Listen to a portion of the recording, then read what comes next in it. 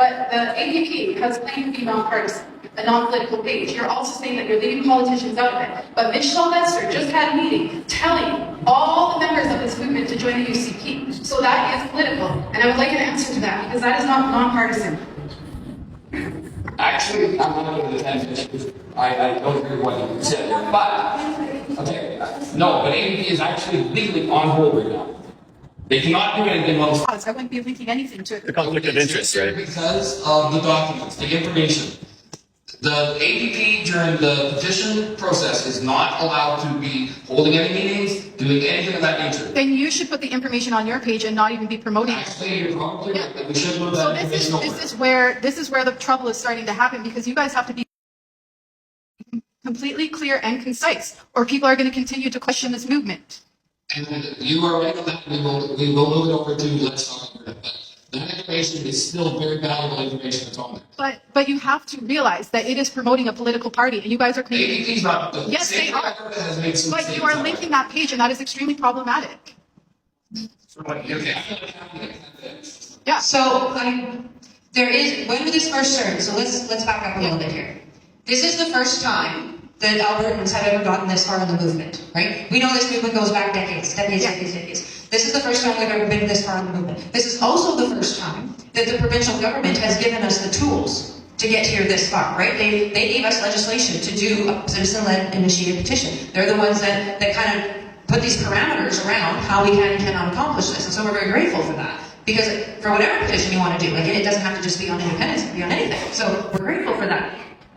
With that legislation goes to an entity called Elections Alberta. I don't know if you're aware. Everybody knowledgeable of that? Yes. Okay. Does everybody know what Elections Alberta is? Okay. Oh, God. Sometimes that's not the case. Okay. So the legislation then is kind of expected to be interpreted by Elections Alberta, because it was new legislation and this has never been tested. It's never been, nobody has ever swam in this pool before. There were some things that were a little bit convoluted at the beginning, and that's why we kind of had a couple of starts and stops in January. What could we do? What could we not do? What websites could go up? What websites could not go up? And so in consultation with Elections Alberta, because they're the ones that are managing the petition process, what is happening here is working. Now, the reason why it was just easier to keep that APP site up, let me finish. We let you finish. You let me. I didn't say anything. I just said that. So the reason that it's just easier to keep the site up is because all the questions that get answered are on that website.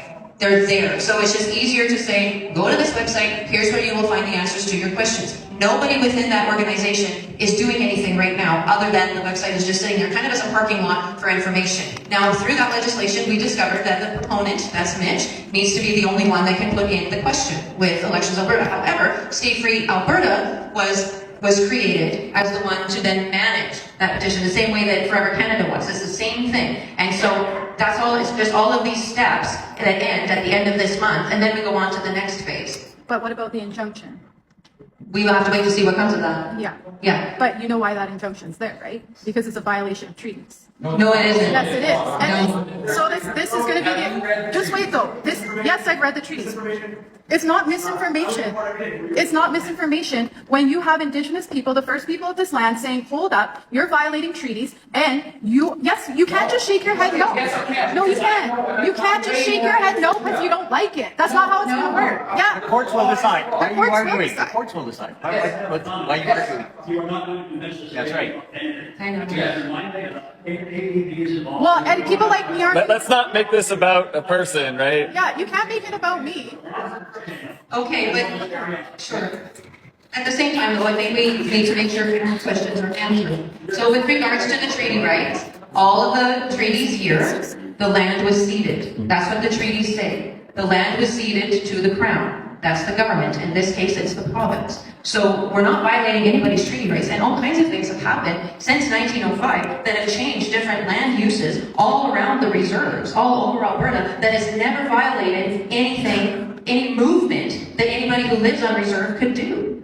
So there's nothing, I'm not sure why people think suddenly we're going to build fences around all of these reserves, because that's not it. But they can come and go, we can be lovely neighbors. In fact, it's very possible that many of them will say, you know what, we got a really raw deal with this too, and we want to join you and build a new country and start fresh. To the First Nations, I can tell you that the chiefs do not speak for their people. I'll tell you that emphatically. I have talked to hundreds of them. I live right next to the largest reserve in this province, Musquatchies, which had 4 bands on it. I can tell you that anytime that we have set up siren stations, we get an enormous amount of First Nations people outside. So I do not care what the chief from Sturgeon Lake has to say, because he is not speaking for his people. And you're not speaking for the people. No, you're not speaking for the people. So And the fact of the matter is every single Albertan gets an opportunity to vote. Those chiefs do not vote for the men and women that live on those reserves. The men and women that are all over the age of 18 that live on those reserves as Alberta citizens all get to go and check the box for themselves as well. It's important to remember that. But Legislative representative last night, we asked them that question, why you want to qualify for the citizen